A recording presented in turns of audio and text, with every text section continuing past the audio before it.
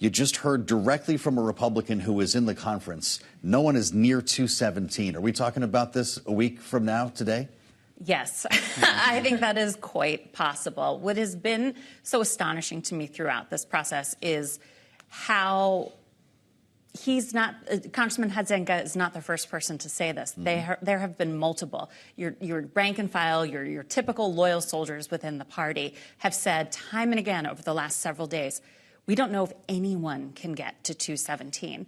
And earlier this week, or just yesterday, in fact, my sense of time is totally warped now, but we had the leaders of two national security committees saying, look, we need to maybe think about making a deal with Democrats here on something so we can at least move Israel aid and keep the government open. Yeah, and of course, we're going to have to wait and see if a week from now Jim Jordan has been able to secure the votes he needs. But an issue for at least some that has been expressed is his closeness, perhaps, to former President Trump and the events on January 6th, including former Congresswoman Liz Cheney, who tweeted this or posted on X today. Jim Jordan was involved in Trump's conspiracy to steal the election and seize power. Goes on to say if ours nominate Jordan to be Speaker, they will be abandoning the Constitution. Gregory, my question is, does it matter what Liz Cheney thinks, or if that is even true?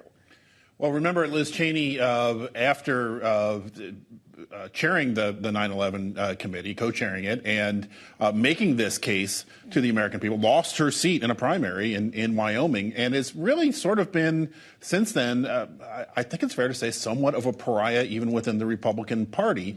I don't think her opposition to the Jordan speakership counts much at all in that caucus. Do you think it resonates, that idea of his proximity to January 6th? Oh, I think absolutely that if we want to broaden this out to 2024 in presidential politics, we're going to have President Joe Biden running on this issue of democracy.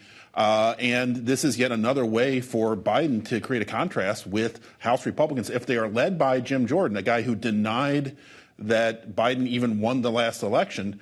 Yeah, that's going to put those issues of democracy and vote counting back into the frame in 2024. Megan, Mind if I please do. Just add on to that for a second. I think we saw that play out today.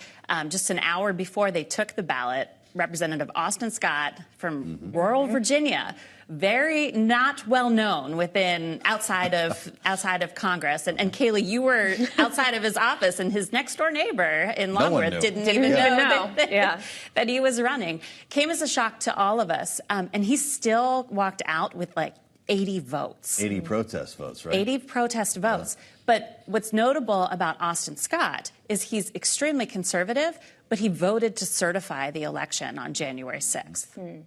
This is really something. So when we come back next week, it's anyone's guess if there will be a floor vote. And Jim Jordan's got some serious work to do this weekend. He absolutely does. But of course, also this weekend, Gregory, we could see the start of a ground invasion in Gaza on the part of Israel. That is widely expected. And I just wonder if that amps up the political pressure for Congress to be in a functioning place come next week. It's certainly difficult for Republican members of the House of Representatives to complain that President Biden isn't doing enough to help to Israel to defend itself against terrorist attacks if they are not willing to come in, rally around a speaker, and produce even something as simple as a resolution condemning Hamas on the floor of the House. I do think that's in the back of the minds of a lot of Republican members who want to get this drama over as quickly as possible, but obviously they have not yet been able to figure out the path to do that yet.